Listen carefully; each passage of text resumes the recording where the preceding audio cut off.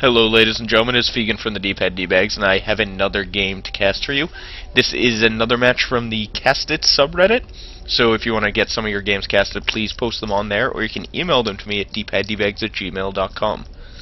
So, this game we have the yellow Terran player, GGPNeumo, and his opponent, Chelch. This is on IPL Atlanta Spaceship, which is a two-player map, and it's actually really cool because it allows you to just continue out and expand, just outward away from your opponent, while, yeah, it allows you to expand away from your opponent and just basically, it's a large map and great for tons of expansions. You have this third expansion down here that's even further away from your opponent. So it's pretty awesome, and then you're going to fight over this one in the very late game, and you're going to fight over these two middle expansions in the late game. And I believe this is yes, it is a rich Vespine geyser. So, a couple plugs before the game gets going. You can go to www.dpaddbags.com. We have a whole bunch of game-related content on there. Please check it out. And we also have the www.twitch.tv/dpaddbags. So we have a standard gateway and a simulator coming up for the Protoss player. We have a barracks and a supply depot are already done. No gas has been started yet for the Terran player. He has a 14 supply, so it's either going to start soon or he's going to be looking to do some sort of gas-lix expand. The workers did do the worker high 5 across the map, so it looks like they are going to scout each other almost at the exact same time, figure out what is going on.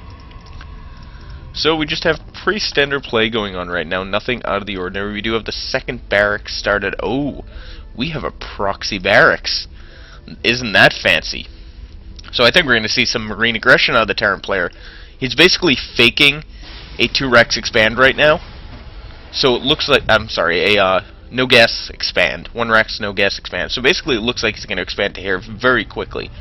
But it is quite the opposite. He has a second barracks coming up, and he's going to do a lot of aggression with this.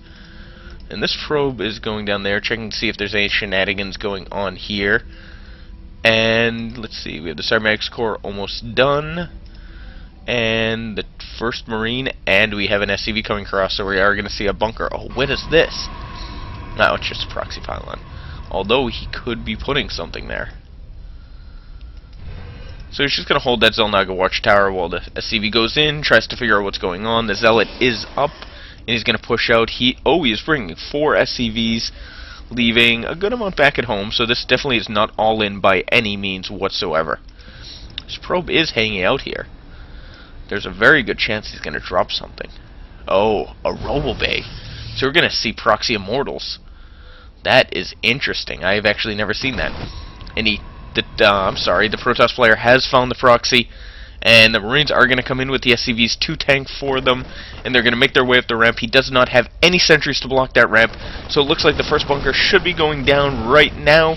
That Zealot is essentially melted. The SCVs are going to go in and try and do as much damage as possible, and the Stalker is the only thing they can really attack right now. He's not pulled any probes whatsoever, and he's going after that Stalker. The first bunker is almost created, and the second bunker is starting. The first SCV does go down, and probes have been pulled, but the Marines are going to do a ton of damage. The second Stalker is out, so he's going to be able to try and kill as many of those Marines as possible, but that bunker is about to finish, and the Marines are going to get right into it. Now, this is going to be very hard to break, but he's using all of his probes to break it, and it looks like he did break it. There were only 2 Marines in there, so it wasn't going to be a ton of damage, and it looks like this aggression has finally been cleaned up.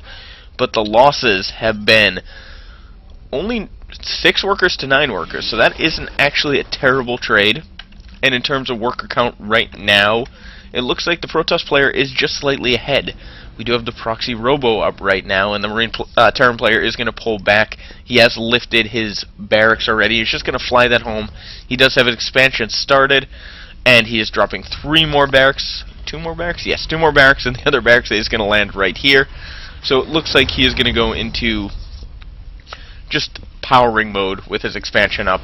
The Stalkers are going to try and get that barracks, but I don't think they have enough firepower to get it, especially with this area here. They're going to be forced to go around and no longer shoot.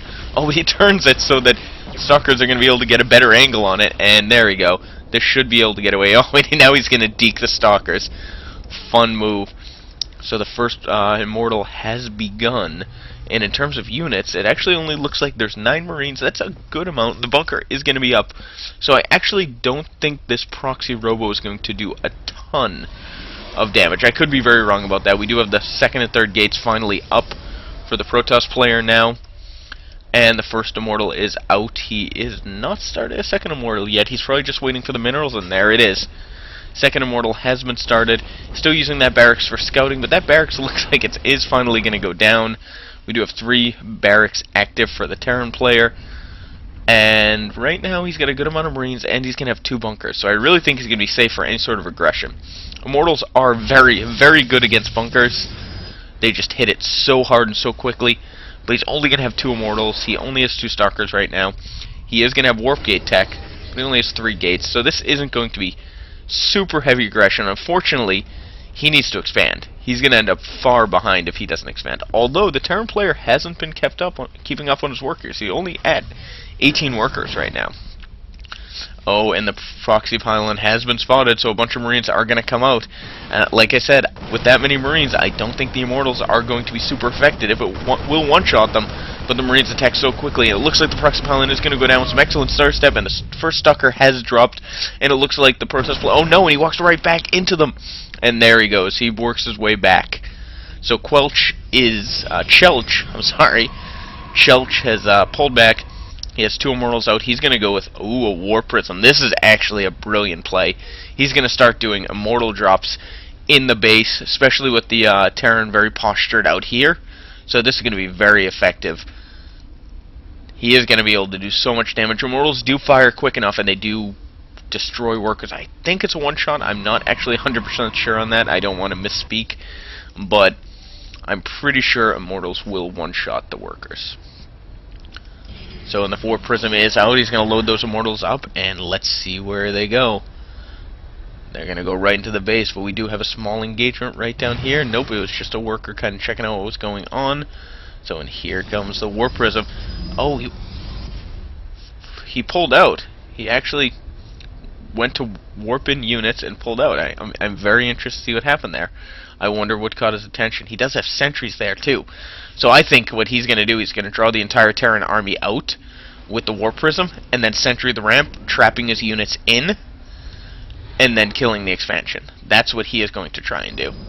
The Terran is postured with his SCVs out front, but here come the Immortals and Zealots warped in, and the workers, excellent reaction times, so the workers are going to pull away. It looks like what he's doing is pulling everything up.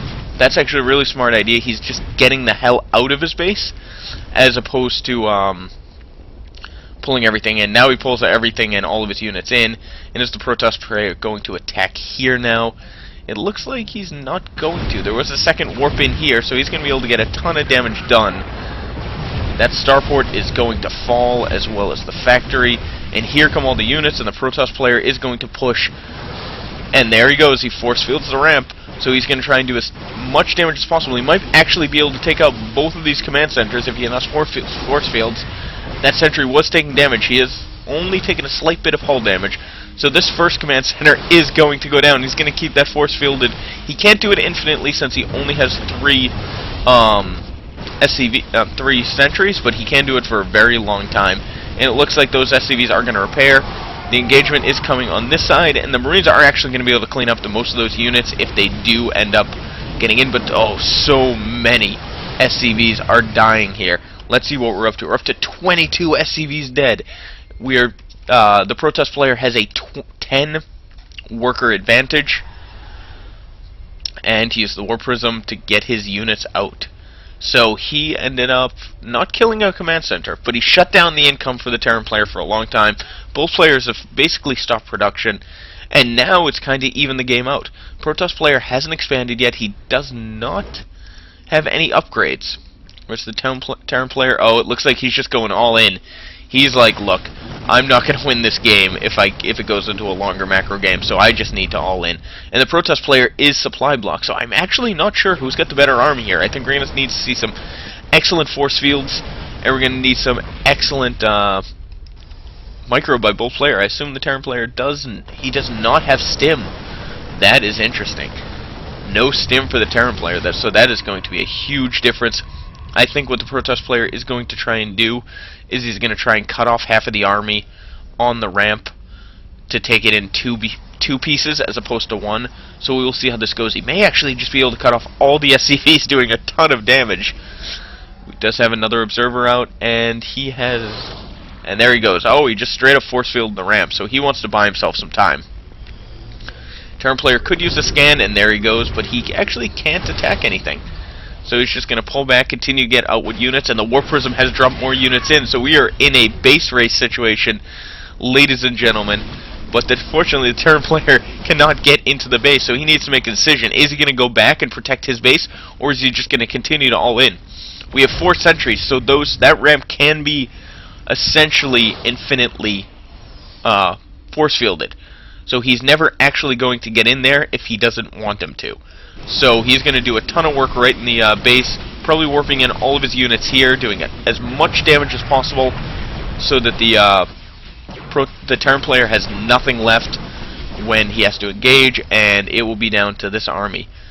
The Terran player did float both of his command centers right off the edge, so there is going to have to be an engagement at some point in the game. Unfortunately, the Protoss player has only one mining base, whereas he is the only one with an income. He actually doesn't have... He's not going to have an income for that much longer. So he's just going to buy as much time as possible.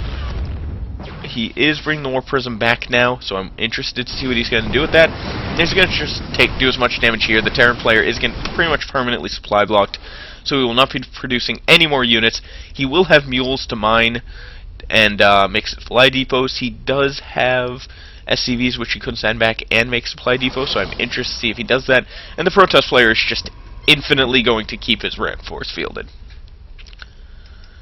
I would not be surprised if he ends up making some sort of air unit. Try and find that.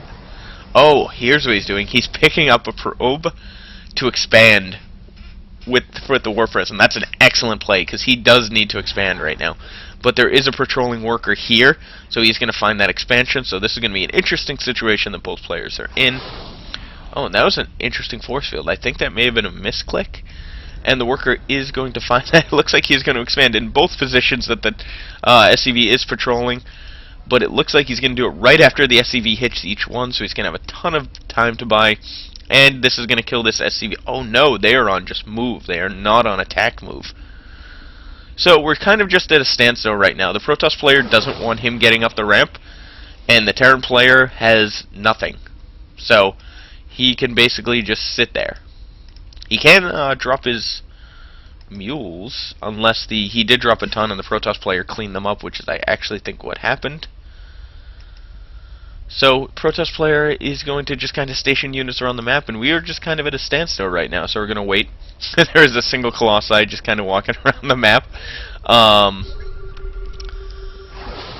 Really not much going on right now, other than this Colossi just hanging out. I actually wonder where the hell he's going. He can step back up. Here, I think. He can climb back up right here. So he will be able to get back up into safety without going through the Terran army. He's sending a small army back there, presumably to take out one of these expansions. Is he aware of those expansions? He's aware of this one, so he's going to try and take that one out there. Whereas he is unaware of this one still. He is going to find out very soon with this worker going in, so he's going to be able to clean up both these expansions and keep the Protoss player on one base.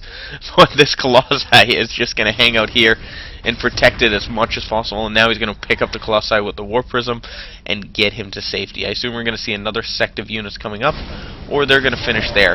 He's actually using his Colossi as solo base defense. Excellent micro cleaning all those units up.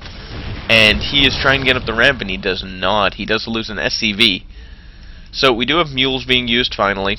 So he's going to try and get his income up. He's going to have to build supply depots and another Colossi, and it looks like he's going to pull out, and he ends up losing a good amount of SCVs to that Colossi volley, but he's going to pull out and kind of go home. Nope. He is just going to kind of move back and forth and wait to see if he can get in. Without Colossi up, though, this is going to be hard to break. He has no Medivacs, he has no Stim Pack, so that Colossi is going to do a ton of damage, and he does have extended thermal lance, so he will be able to just pick units off, and there's the GG. He knew that he didn't have any chance of winning that game. So thank you very much for watching. Thank you very much for, I assume, Chelch, who submitted the game. It was a fun game to cast, except at the end when it became really boring and nothing happened. But the double proxy was an interesting game, and it was really fun to watch. So thank you very much. And please check out www.dpaddbags.com.